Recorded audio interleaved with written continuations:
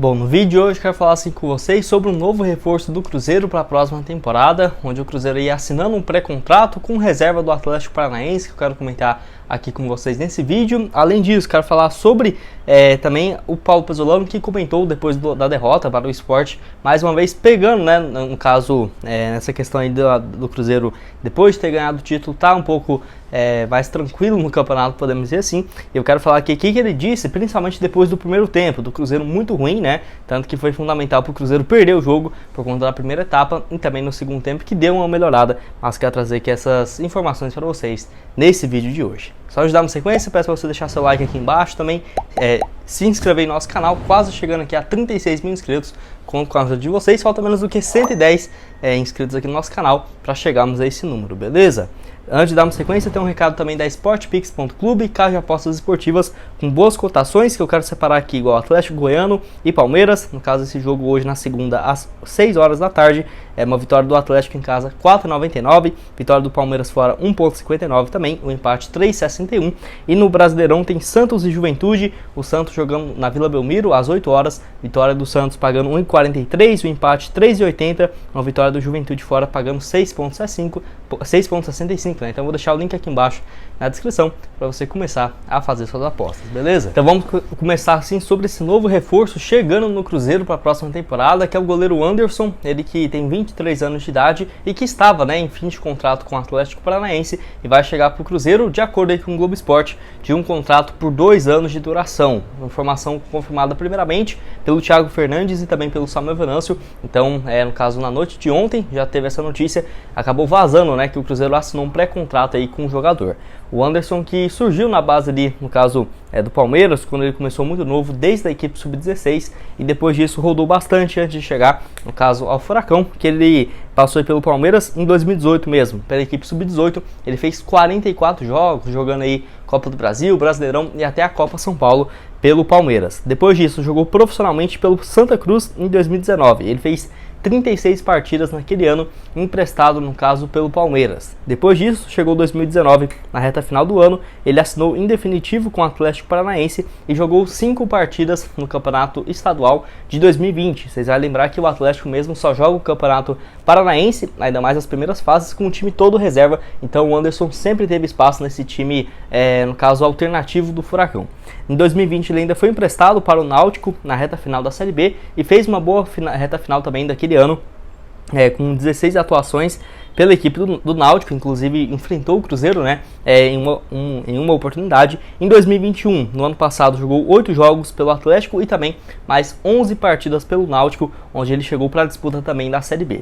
Nesse ano, ele jogou 13 jogos pelo Atlético, foi o ano que ele mais jogou.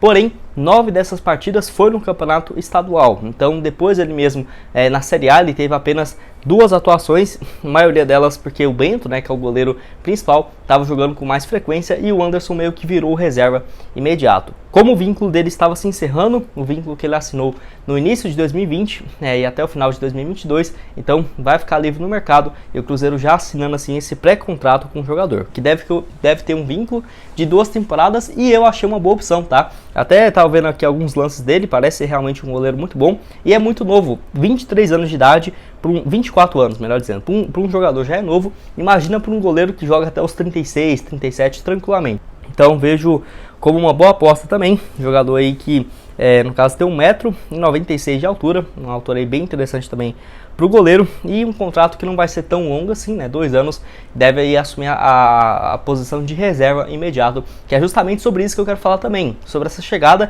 um efeito cascata que podemos esperar aqui no Cruzeiro. Lembrando que o Gabriel Mesquita, eu até pensava que ele estava emprestado pelo Guarani, mas não foi isso, né, é porque ele não jogou nesse ano, então até as informações que eu trouxe para vocês dele era só no início do ano quando ele foi contratado. Ele assinou em definitivo com a Raposa um contrato de 2 anos até o final de 2023 e o Guarani abriu mão, era o caso desse vínculo, e manteve um percentual de uma eventual negociação aí do Gabriel Mesquita, mas acabou que ele não teve espaço aqui no Cruzeiro. O Gabriel Mesquita também, que tem a mesma idade, 24 anos, surgiu na base do Atlético Paranaense e vinha se destacando pelo Guarani. No caso, ele disputou 24 jogos pelo Guarani ano passado, em 2020 também com 23 partidas e fez 3 jogos pelo Atlético Paranaense no time principal. Então, 2 jogadores aí que já teve passagens pelo Furacão Eu acho o Gabriel Mesquita um bom goleiro, uma pena que nós não vimos ele atuando, né? E eu vejo que com a chegada no caso aí do Anderson, eu acho que o Gabriel Mesquita deve ser negociado ou emprestado. Não acho que seria difícil também, até porque é um bom goleiro, deve ter algumas outras equipes da Série B para a próxima temporada de olho aí no jogador. E eu acho que assim, na minha opinião, eu até não acharia ruim o Cruzeiro contar com o Rafael Cabral, que tem contrato até o final de 2025 com acesso à Série A, e deixar o Dennis como reserva imediato. Eu particularmente gosto muito do Dennis, ele que fez apenas 3 jogos nesse ano pelo Cruzeiro no estadual. Claramente um goleiro muito bom, que a longo prazo eu acredito bastante. E o Dennis ano que vem não vai ter mais idade para jogar na equipe sub-20. Então, vamos ver, né? Será que o Cruzeiro vai ficar com 3 goleiros? Não é um problema, até porque várias vezes, né, até nos jogos dentro de casa, é comum você ver o goleiro principal, o reserva e outro goleiro ainda, né, o 1, 2 e o 3. Então é muito comum isso. O Cruzeiro ficou muito tempo, né, com Fábio, Rafael Cabral, ou Fábio, Rafael e também, no caso, o Lucas França ali, que revezava nessa posição. O Gabriel Mesquita que não teve oportunidades por conta do Rafael Cabral, que estava vendo uma fase excelente. O goleiro de 32 anos fez 51 partidas nesse ano, vindo lá do Reading, na Inglaterra. E só vai lembrar que nessas últimas rodadas, quem sabe aí o Gabriel Mesquita não tem alguma oportunidade, porque lembrando, o Rafael também está jogando muitos jogos com frequência, e você vê que o Pesolano tem dado, né, no caso, folga ali para alguns jogadores, depois de uma sequência muito grande como titular. Rafael Cabral jogou todos os jogos do Cruzeiro na Série B e ele tá com 2 cartões amarelos, tem mais de um turno, e ele não leva esse terceiro cartão, até mesmo para ver, né, o Gabriel Mesquita em ação, que eu acho que seria uma boa. Quero que você deixe aqui embaixo o que você acha dessa história, se você concorda, discorda, e a chegada do goleiro Anderson, atleta que tem mais de 30 partidas aí pelo Atlético Paranaense, além também de boas passagens na base do Palmeiras, isso sem dúvidas conta bastante, também pelo Santa Cruz em 2019 e pelo Náutico em 2020 e também em 2021. Para terminar aqui com vocês, quero falar sobre o Pesolano, que depois da derrota para o Sport, mais uma vez foi bastante categórico em criticar algumas atitudes do Cruzeiro, principalmente no primeiro turno. Matéria aí que eu deixei da Rádio Tatiaia, onde ele explicou essa decepção da derrota, né, do Cruzeiro para o Sport ontem por 3-1.